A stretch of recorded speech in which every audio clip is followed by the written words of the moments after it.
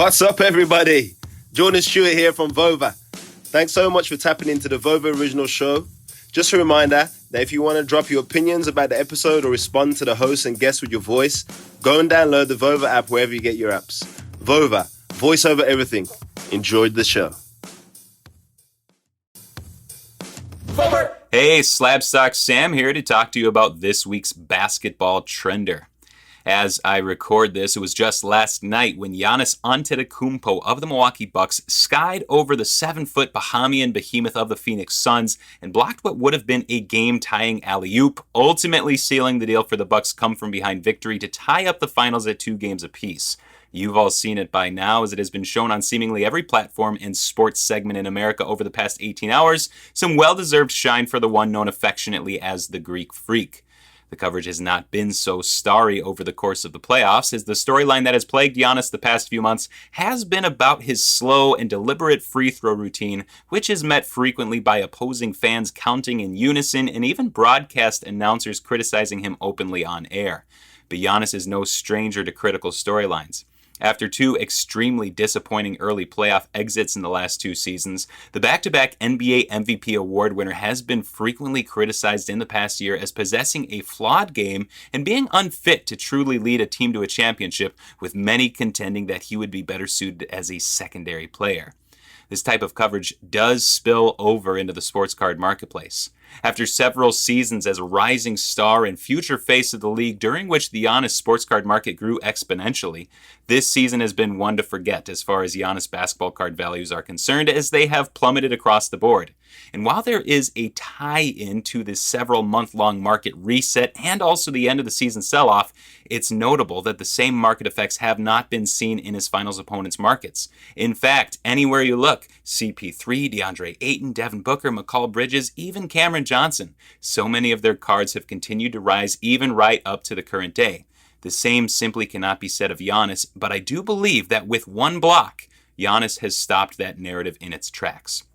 Of course, he's been much more than just one block. Through this year's playoffs, he's averaged 29 points, 13 rebounds, 5 assists, a steal, and a block, numbers which have never been matched by any single other player in NBA playoff history. During these finals, he's been even better, pounding in 32 points, 14 rebounds, 5.5 assists, nearly 2 steals, and a block and a half per game. While the most vocal narratives have not paid much lip service to this level of play, that is rapidly starting to change with just one block. It was the type of moment that will be remembered and recalled for years to come, the type of signature moment that a player of Giannis' stature needs to achieve in order to be broadly accepted by the greater NBA fan base. Now, looking at his 2013 Prism-based PSA 10 rookie card, looking back to the beginning of the new year, we can see a 69% drop in value from its high point of $4,000 on January 18th up to its low point on June 17th of $1,254. However, in the months since, with the finals underway, the free fall has halted, settling in on a generally consistent holding pattern in the $1,600 to $1,700 range. I believe this represents the floor of the Giannis Prism-based PSA 10 rookie card market, and if narratives start to shift around the Grecian sensation, I do believe that this card and many other Giannis rookies have a great amount of positive potential heading into next season. As we've seen time and time again, narratives and media coverage can greatly dictate card market values, but narratives and media coverage are fickle at best, and if that has now shifted, this is finally a strong buy once more. Thanks for listening to this week's Charting It Up Basketball Player of the Week.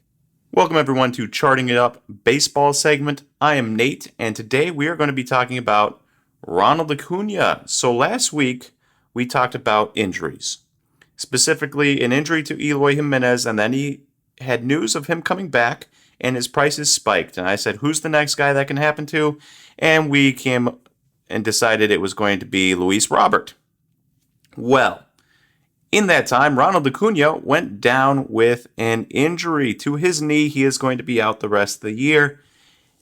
And so the question is this same thing going to happen to Ronald Acuna Jr.? So on the screen here, you will see that we are looking at a Ronald Acuna Topps Chrome Refractor PSA 10 and a 6-month segment here. And so this carries from before spring training all the way through until today. And so you can see that at the start, of this graph, we are at $430 on January 17th, and then it dips a little bit at the start of February, $353. And that's pretty much the low point. And then it rises and rises and rises and rises and dips and rises, and it gets all the way to a high point of $849. And as of the 12th, the last sale we have in our system, it is $412. So, from the start, around January 18th, it was $430. Now it is $412. And this is despite him playing really well. He has a 990 OPS, which is the tops of his career and also extremely good. He's a 3.6 baseball reference wins above replacement. He has 17 steals, though he had 6 caught stealings. He had 24 home runs. He's been really, really good. The Braves, not so much, but Ronald Acuna Jr. has been really good. Now, the question is, where does this go from here? So, with Eloy and Luis Robert, they really hadn't established themselves yet. So, out of sight, out of mind, I can see the prices dropping. People sell, people aren't looking for them, and the prices continue to tumble a little bit. Now, will the same thing happen to Ronald Acuna? And I don't think so. Especially we're looking at a refractor right here. It has been dropping despite him playing well, but I don't know how far it can go because he is Ronald Acuna Jr. after all. He is a household name in baseball. He is a perennial all-star. He is probably a future MVP. He's going to get multiple 30-30 seasons or maybe even 40-40 seasons or maybe even a 50-50 season, though he is getting a little older. 23 now, I believe. And so, speed slows down as he gets older. He probably only has maybe his age 25 season to accomplish a 50-50 season before his speed slows down enough where he's going to top out at 30 stolen bases. And so we're looking at 412 right now, which is below what his season started out at. And I don't think this is going to drop too much farther. I could see it going into the 380s, 370s, but I don't think you're going to get too much better of a deal than that. This is not a Luis Robert or Eloy Jimenez situation where you can buy. I mean, you can buy, and I imagine the hype of him coming back will rise prices a little bit, but it's not going to be as drastic because I don't think the drop is going to be as drastic. That is all I have for your Charting It Up baseball segment. On to Aaron for the soccer segment. What is up, everyone? It is your host, Aaron, here with the Soccer Charting It Up podcast powered by SlabStox. We are covering more soccer cards this week, and in general, the market is pretty, I don't want to say dead, but just mute right now. There's not much soccer being played on a competitive level. You've got the Gold Cup that the United States is participating in, but it's the B or C squad. You don't got your Pulisic, you don't got your McKennie, Josh Sargent, Tyler Adams, Serginho Dest. None of those guys are playing. They're all over in Europe getting ready for their club seasons, which is a good time to be looking into the market. So I say the market's mute right now, but that's what you want. That's the time you want to be looking into cards to pick up. Personally, at the National, I will be looking into soccer cards to buy. Whatever walks up to my booth, I'll entertain it. It doesn't mean I'm going to buy everything. I definitely won't have the means to, but I will definitely give it a look. And I'm really excited about the market right now, particularly about sets that have rare and awesome parallels. So right now, I'm looking at the Cristiano Ronaldo tie-dye numbered out of 30 PSA 10 here on SlabStox Pro. This card is beautiful. If you don't know tie-dyes from Select, please hop onto eBay and look up Select tie-dye. And I don't really care, I guess, what player it is to start, but just see how cool they are, and then you can go and pick a player from there that you like and find a card to buy if you so choose. It doesn't mean that you have to buy it because I like them, but I do like them personally. And this card right here, if you go back a year ago, was worth around $600 on October 14th, 2020. Now, since then, the markets went through some interesting things. In December, you could have bought this card for $365. Come May, the next sale was $2,346, and then it pops up to $4,050. So $4,050 is the most recent sale on June 20th. This card is super rare, only numbered out of 30. It's a beautiful card. It features Ronaldo in a Portugal kit, which is always a good combination.